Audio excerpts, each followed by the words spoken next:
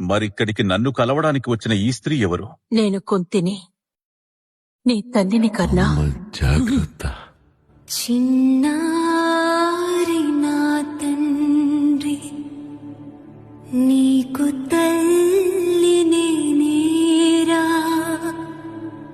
కడుపులో దాచుకుంటా బాహుబలి. గౌరవం లేదు, ఏ హోదా లేదు, నాకంటూ ఏమీ లేవు. కానీ ఈ రోజు నాకన్నీ లభించాయి.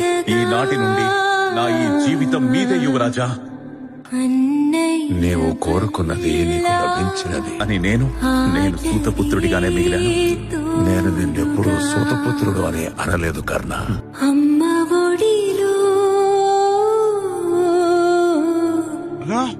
ఆదమరచి బంగారు కలల్ని కనరా.